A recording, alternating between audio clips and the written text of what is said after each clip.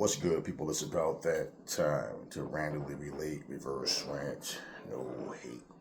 So, rumor has it um, that Andy Ruiz, a guy who I asked about last week, a couple weeks ago, what happened, what's going on with him, right? That he and Jarrell Miller may be fighting August 3rd. Now,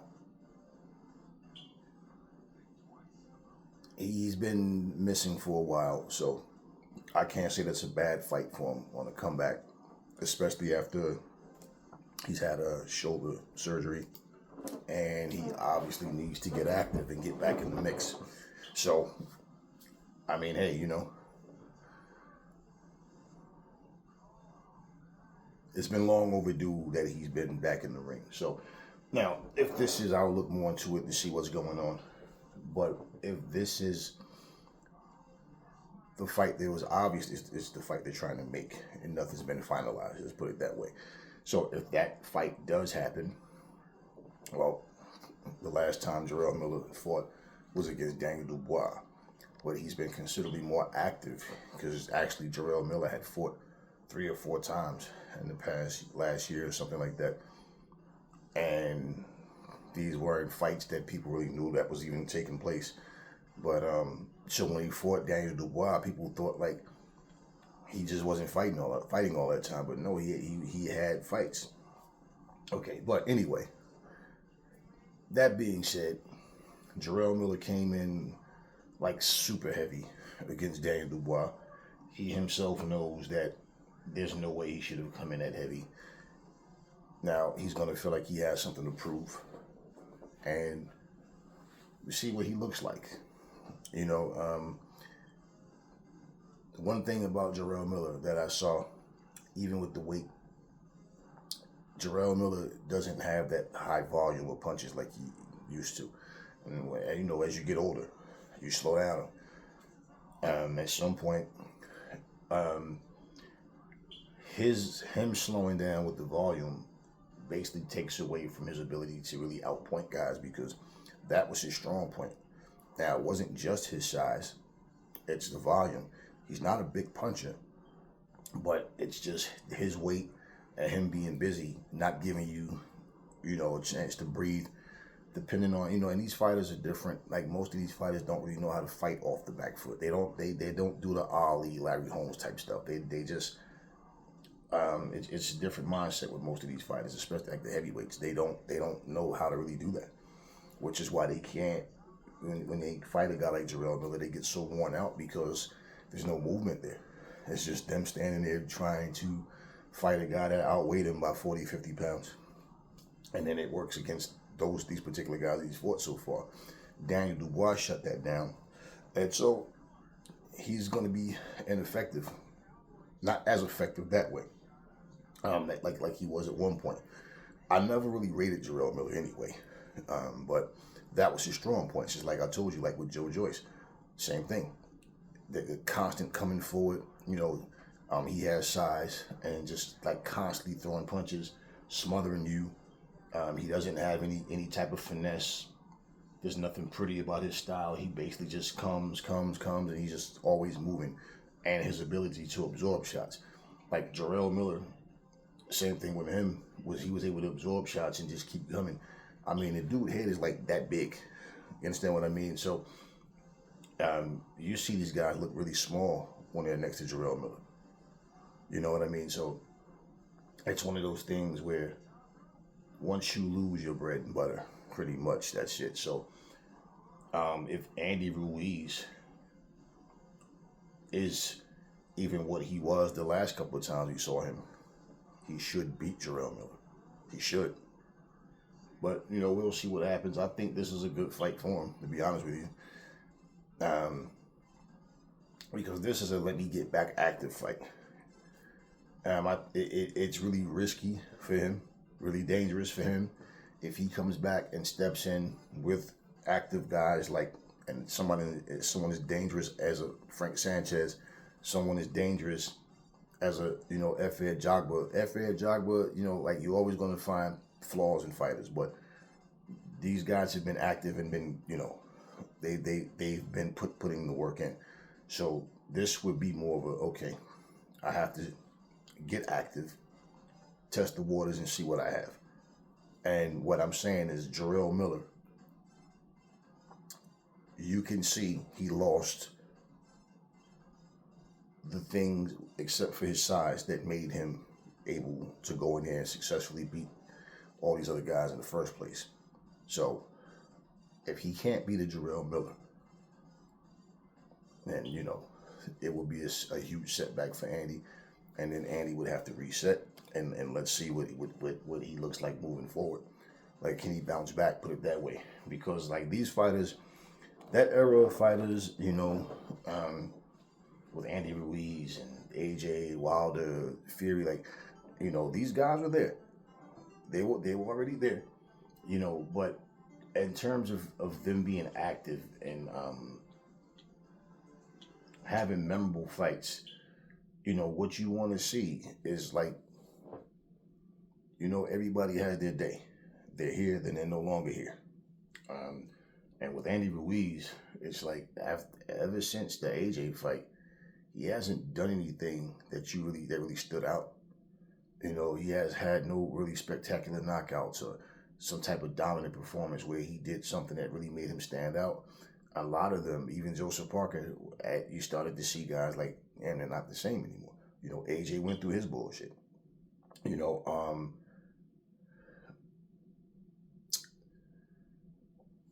But yeah, I mean, to his claim, he can say, well, hey, I was champ of the world once, lost it in my very first defense to the same guy, but hey, at least I can say I was unified champion.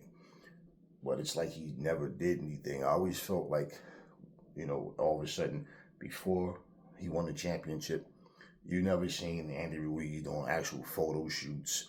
He just talking about the cars he bought his mom a house, and like, it's like he all of a sudden wanted to become a celebrity. He started acting really arrogant. At first he was all peaceful and thankful for the opportunity and soft-spoken, and then he just went full-fledged arrogant.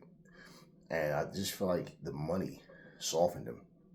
I feel like the money got him to the where, damn, I made millions. And I guess without thinking about it, a lot of times fighters just find themselves not as hungry as they once was. I think that's what happened with him.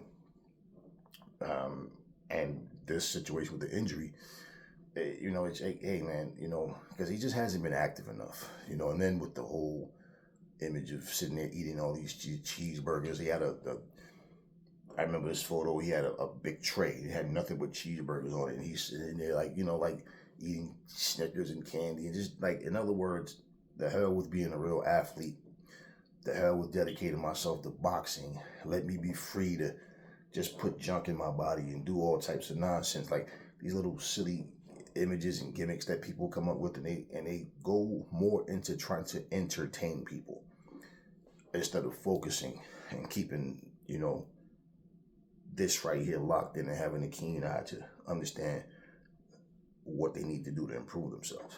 And I feel like Andy Ruiz was victimized. Like he made himself a victim of that, and it hurt him. Because I mean, think about if a guy fights twice a year, just say, right? That's 4 fights in 2 years. If a guy fights 3 times in 2 years, that's 6 fights in 2 years. If a guy fights 4 times in 2 years, that's 8 fights in 2 years. So just imagine the money that you're not making. This is the profession you went in. So when guys aren't millionaires yet, they don't want to be out of that ring for 2 years, a year and a half. No, they don't want to be out the ring that long. What did you go into boxing for? I know it's a grueling, tough sport, and it will take its toll on you at some point. And depending on how you fight, and how much punishment you take, of course. But I think this is a good fight for Andy coming back. And as for Jarrell Miller, like I said, he has something to prove now. Also, Andy needs to try to get back in the mix. Jarrell Miller, he never was in the mix. He was always trying to get there, but he never was in the mix. And with the fights that he was trying, like even when him before Dubois saying he wanted to fight, Derek Chisora, he wanted to fight Dillian White, and like I said, okay, even to fight Dylan, all right, but Derek Chisora at this stage in his career, it's like, why? Why?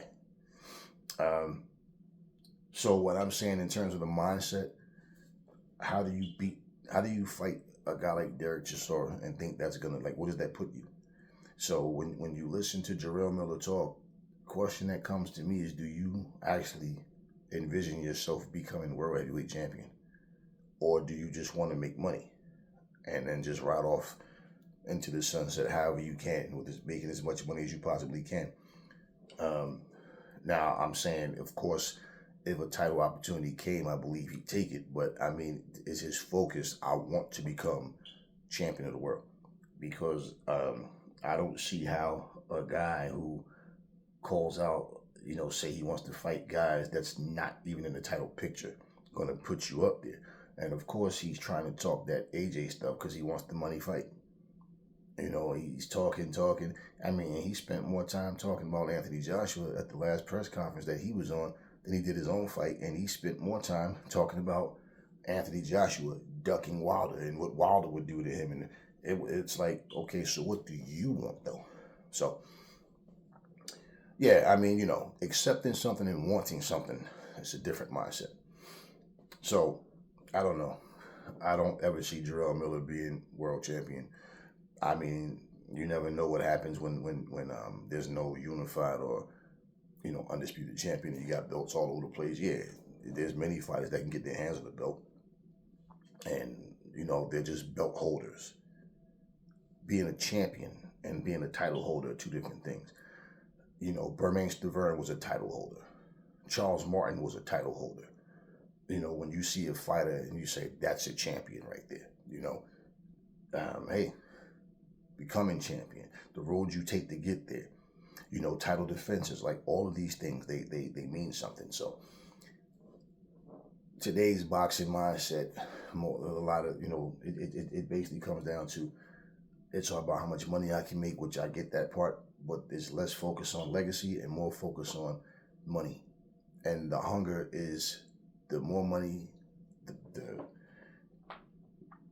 more I climb the ladder, get bigger names, I make more money. I become champion, I make more money. I become the guy. And that's when they start to get complacent.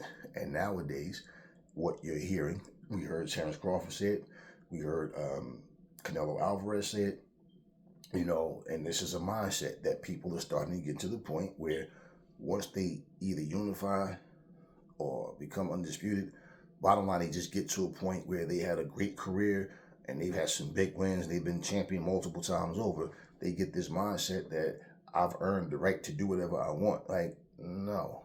I don't know what type of shit this is. In my opinion, if you have no title belts and you're just cherry picking guys, whether it's top level, low level, but you're just fighting just to fight because you love to fight, okay, I could agree with you on that.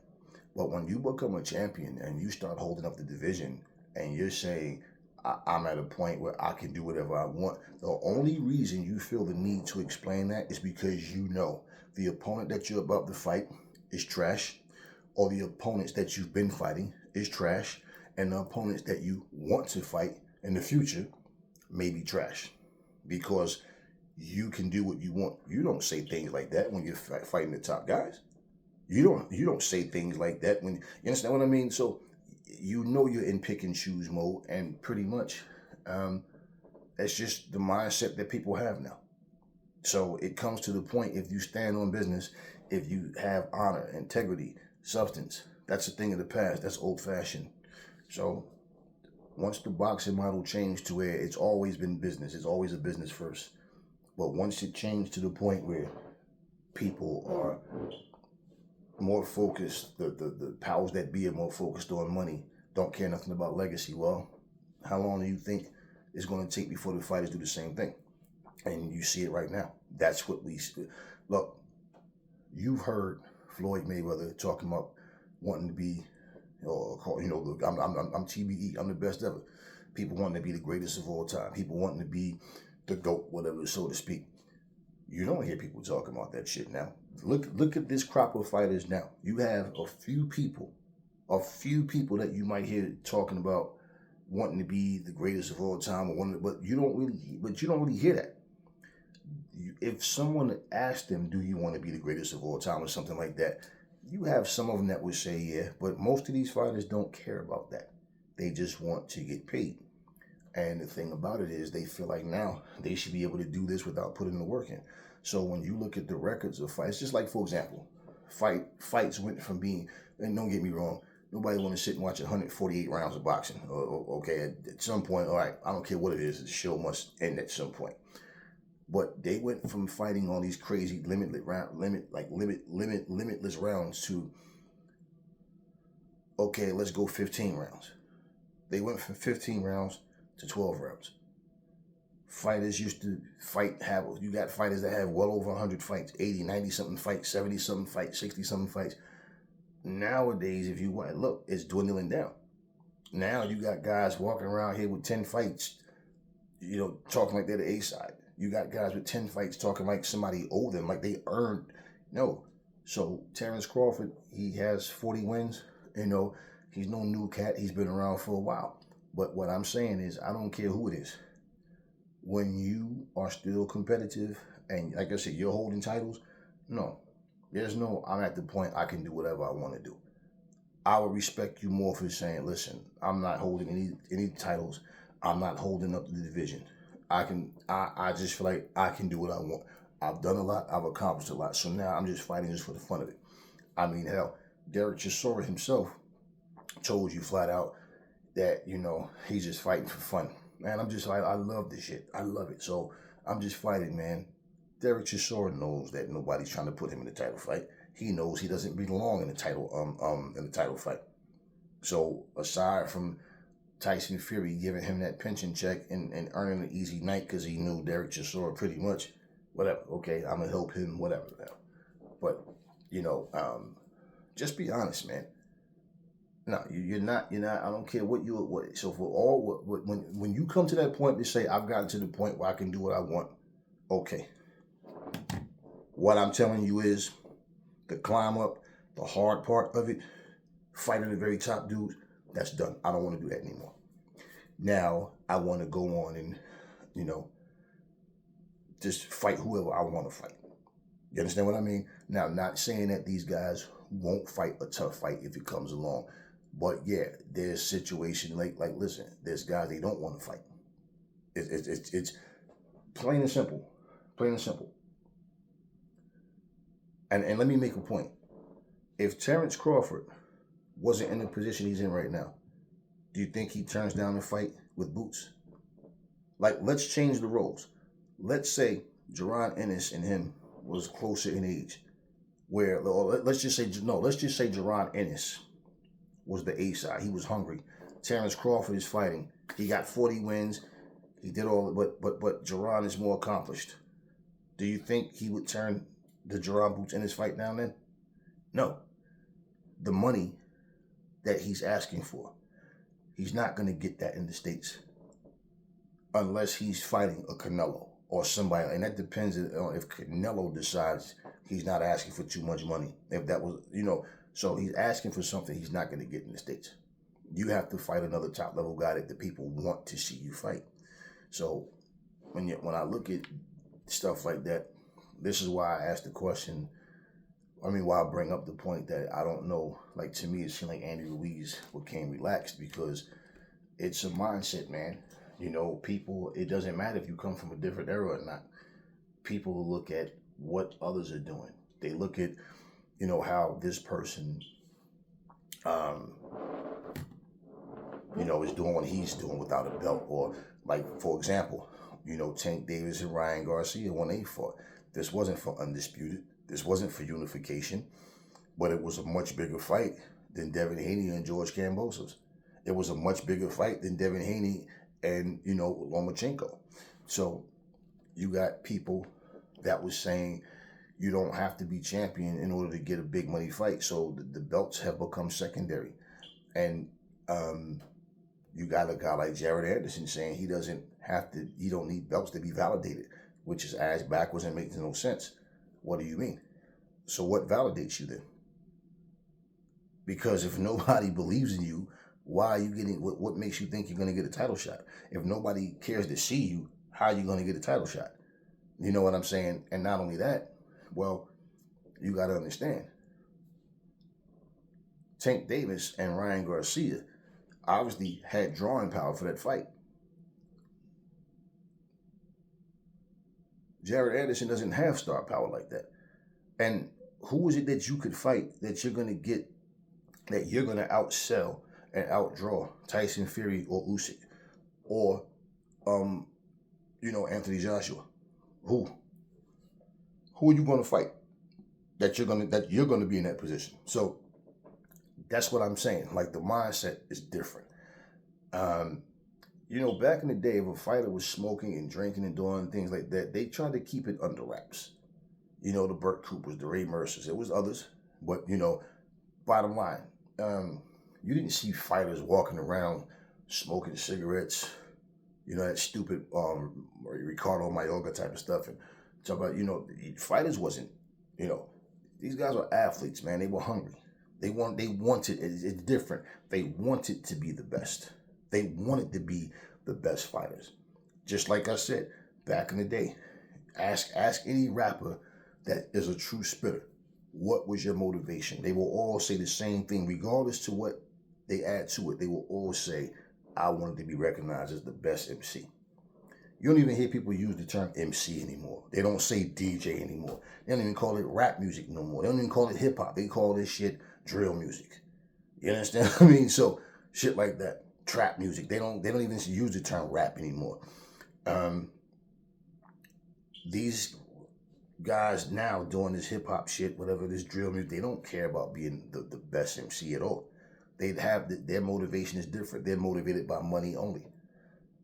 So I'm making some shit that people can connect with that's going to get me paid. That's my focus. Fuck you and fuck you. I don't care nothing about being rated as the best of all time, the greatest of all time.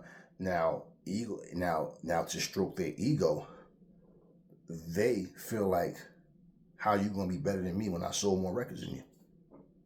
You understand what I mean? They don't care about lyrical content. It's a whole different motivation. It's no different with boxing. It's no different with the NBA. It's no different with anything.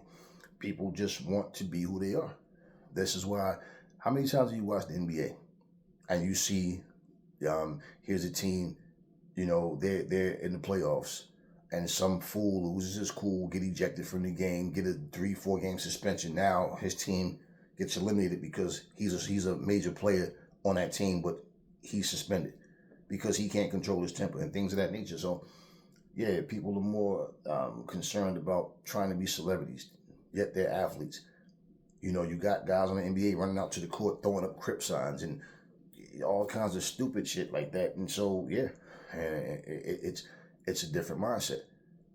And I always tell people, watch interviews, okay, of basketball players and football players back in the 90s or 80s.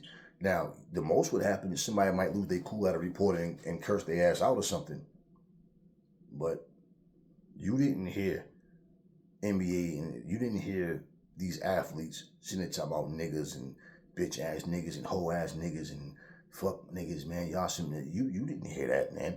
And if somebody lost their cool and got really disrespectful, it was really noticeable.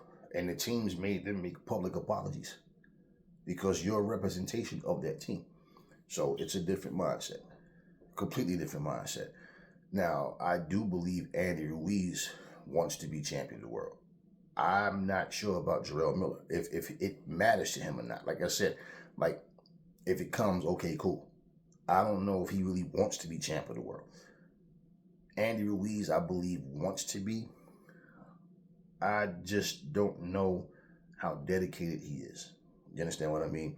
Like, let's go back. Let's say if the Wilder fight would have actually happened, right?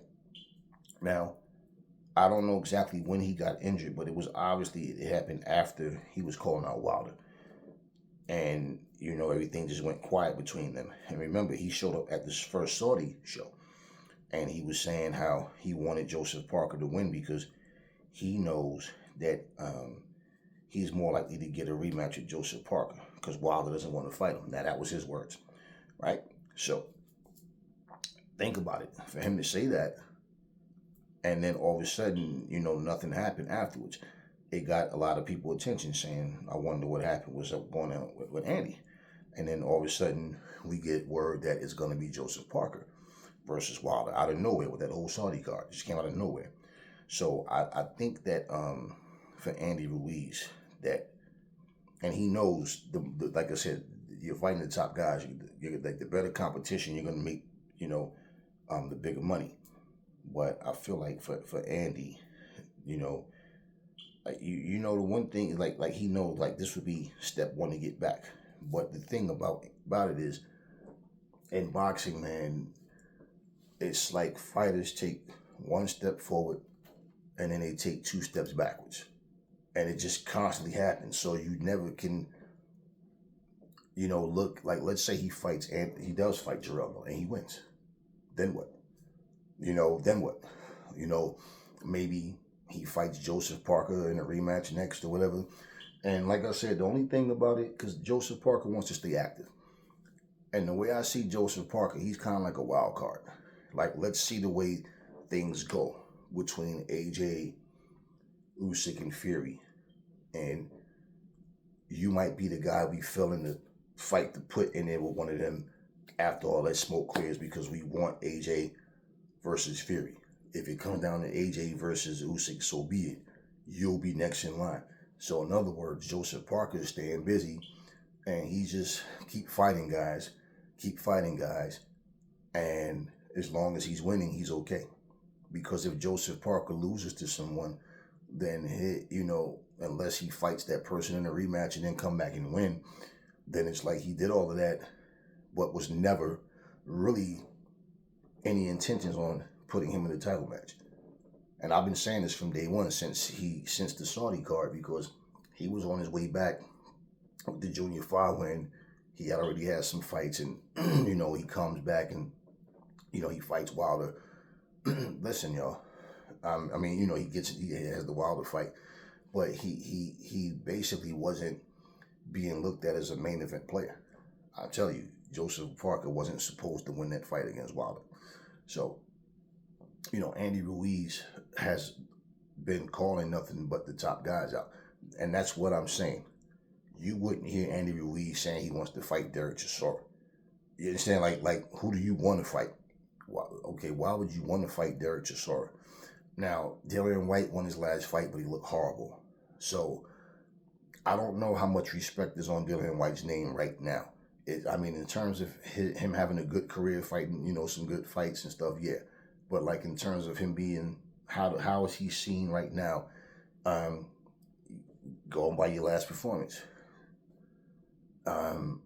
We talked about this. I think Joseph Parker beats this Dillian Whyte for sure. But fighting Derek Chisora or even fighting Dillian Whyte is a step backwards. 2 steps backwards, 2, 3, 4 steps backwards fighting Derek Chisora. And he already did that dance already. So fighting him at this stage, no.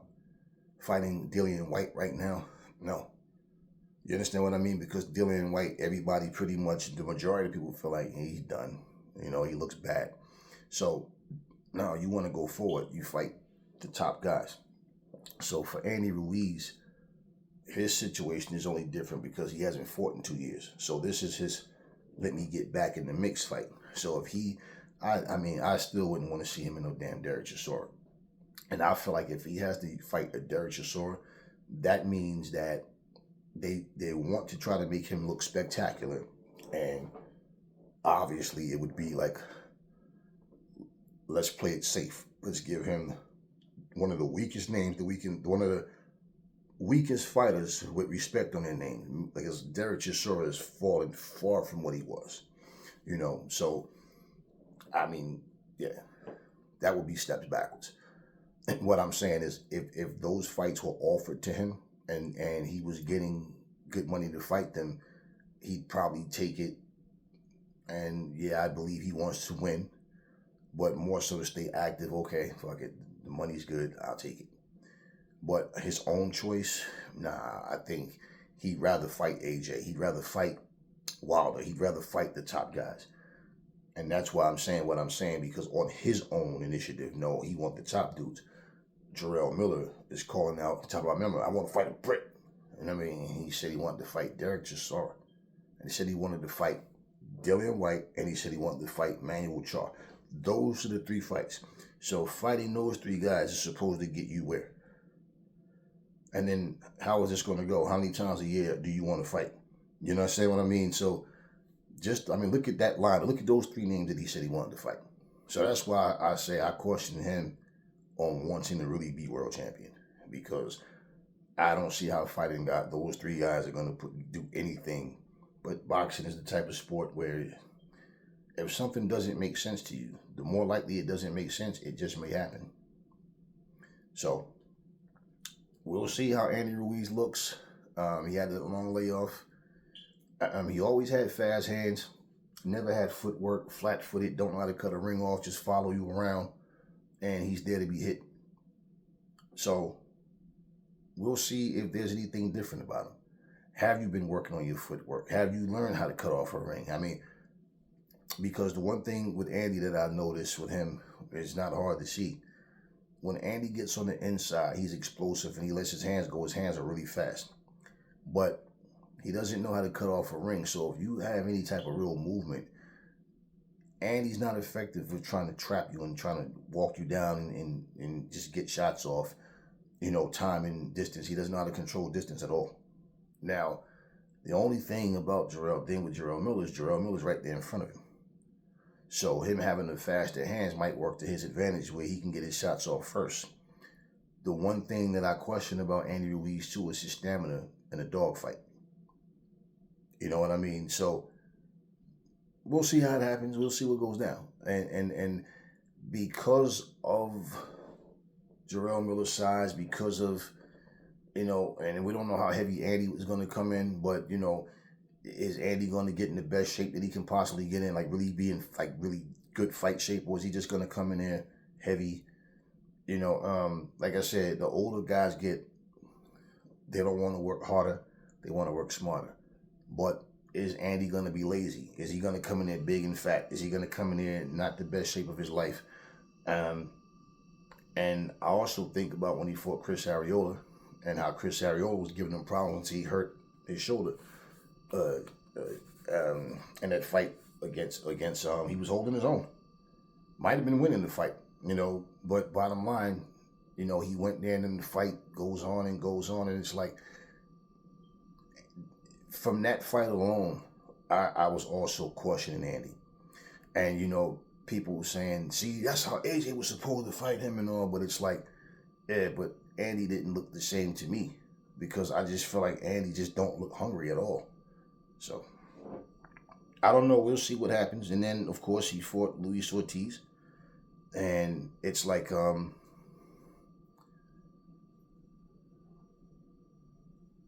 with Andy Ruiz,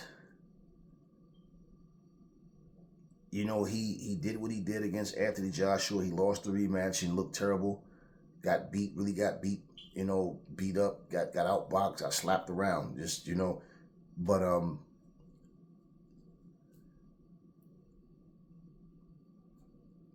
I definitely look at him and I think, like, he's always had potential.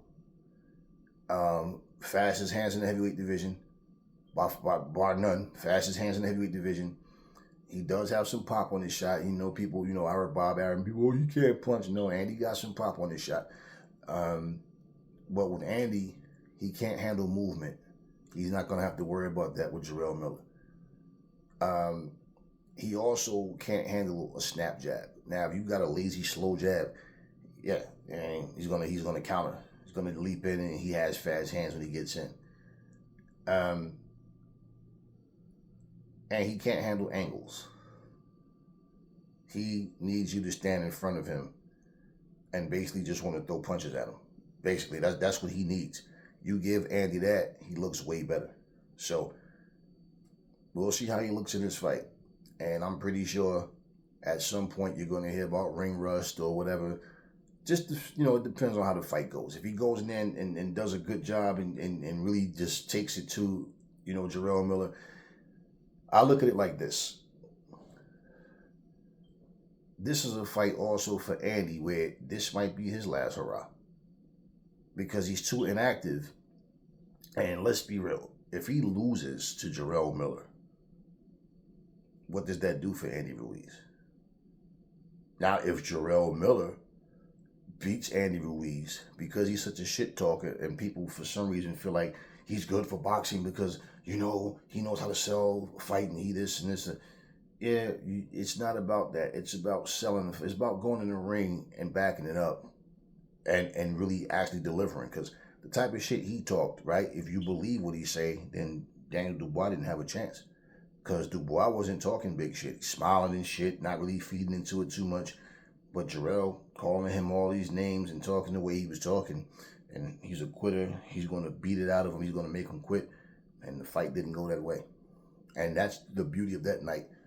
To me, one of the best things about that night was all the big mouths got shut up and embarrassed. So we'll see how it goes. But I really want to see, I put it like this, may the best man win. Because truthfully, at this point, guys, they get to a point in their career where they're hard to read in terms of their hunger and their desire. Not so much they're hard to read. It's just the thing that you don't know. So you don't know how much is it injury, how much is it, anything, personal life, whatever, or is it just, regardless to what, is the enthusiasm still there? It's not about, for me, it's not about just throwing a guy in the ring because he has some respect on his name. Does he really want to be there? And this is one of the things where fights don't live up to the expectations, don't live up to the hype. And then it's like, okay, you just made a hell of a payday, but now what? You know what I'm saying? So we'll see. We'll see. Well, tell me what y'all think. Is that a fight y'all interested in? And who y'all think wins? Andy Ruiz versus Jarrell Miller. Never fall in love with lies. Remember, the truth brings hate out of people. And I will catch y'all on the next video.